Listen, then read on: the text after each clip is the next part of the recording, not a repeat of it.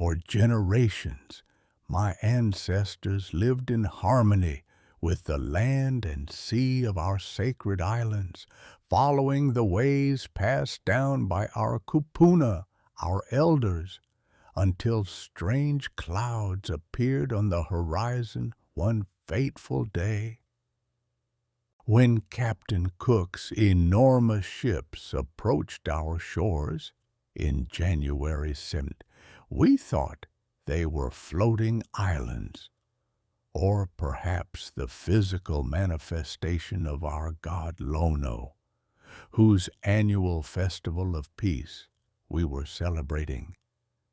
The pale-skinned strangers, with their unusual clothing, iron tools, and powerful weapons, were initially welcomed as honored guests, and we brought them gifts of food and water after their long journey. Their tools and technology amazed us.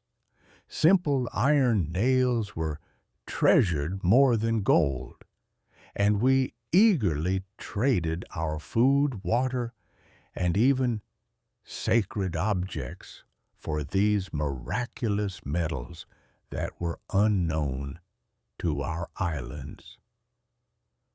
Within weeks of the foreigners' arrival, strange illnesses swept through our villages, leaving many of my people weak with fevers and rashes against which our traditional medicines had no power.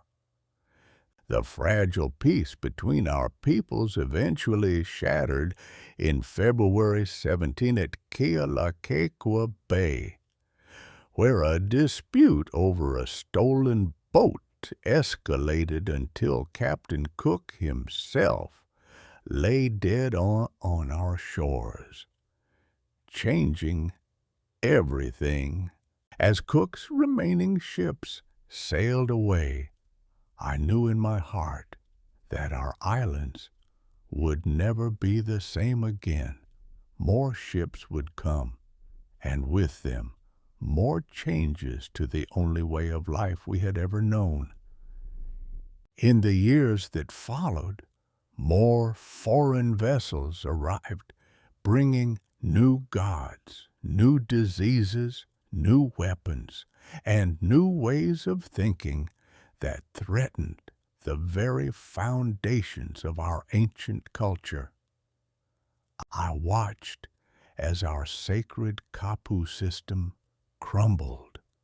Our language began to fade, and our children embraced the newcomers' religions and customs, caught between honoring our ancestors and surviving in this new reality.